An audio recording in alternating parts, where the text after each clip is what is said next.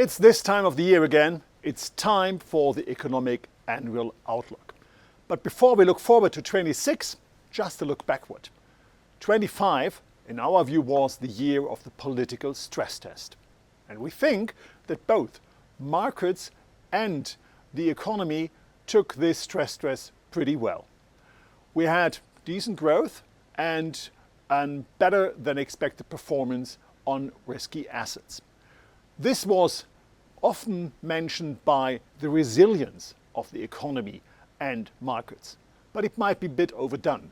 If you look to the factors driving growth, there were some statistical things like the forwarding of exports to the US ahead of the tariff increases.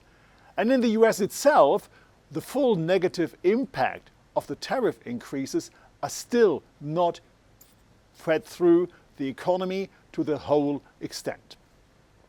On the other hand, we had on the artificial intelligence side massive investment activity in the US, and in Europe the fiscal package announcement in Germany propelled market development.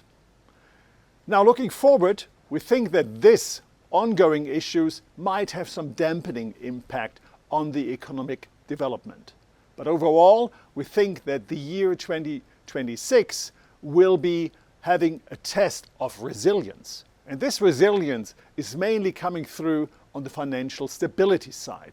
We have already seen that in private credit markets there are some cracks, and on the other hand we have very high valuations on the equity market. So the big questions will be, is there a bubble to be burst, or go we through this in a very good manner?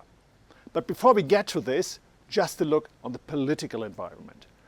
We think that there is a truce in the US-Sino trade war. So that's good news. There might be some little kind of fights coming up, but nothing compared to what happened in 25. The focus on the political side will be on domestic policy, and that particularly in the US, where the midterm elections are coming up. We think that the Democrats are winning the election, but we don't think that they get a supermajority. In that respect, President Trump can go ahead with his decreed policy and put more pressure on law and the implementation of rules in the US. In Europe, there are political tensions too, particularly in France, where we may have some early election taking place.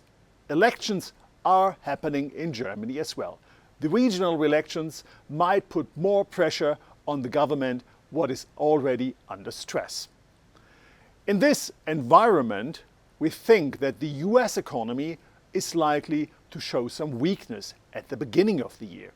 On the other hand, Europe is likely to see some extra momentum in growth because all of those billions of euros from the German fiscal package are brought to work. So we think that there is an acceleration in growth coming through. Overall, for the global economy, growth rate will be 2.6%, the same level as it was in 2025, and emerging markets are still leading the pack as we expect growth rates around 4% again next year. In this group, India with 6.3% growth is still the leader. And in China, we see some deceleration in the growth rate to 4.6%. Coming back to the advanced economies, here the US, as I said, will have some slowdown in growth, just 1.8% this year, and Germany is likely to show an appreciation or an acceleration to 1.4%. Monetary policy will react to this. The Fed, that is being more under political pressure, is likely to cut rates by 100 basis points, so the new band will be 2.75 to 3% at the end of 2026. And the ECB is likely to react to a better than expected economic performance and is likely to lift interest rates a bit at the end of 26, so going here to 2.25. On the bond market, these developments, particularly in the US, the loss of the credibility of the Fed is likely to lead to higher rates. And there we think that the yields for US Treasuries will be 4.4% at the end of 2026, and in Europe the 10-year Bund will be at 3.2%.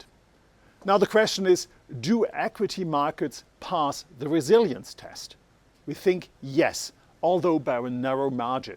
So at the end, we see a choppy consolidation period coming up, but at the end of the year, we expect gains in the index level on a one-digit level. So at the end of 26, the S&P 500 will be around 7,000 and the German DAX at 25,025.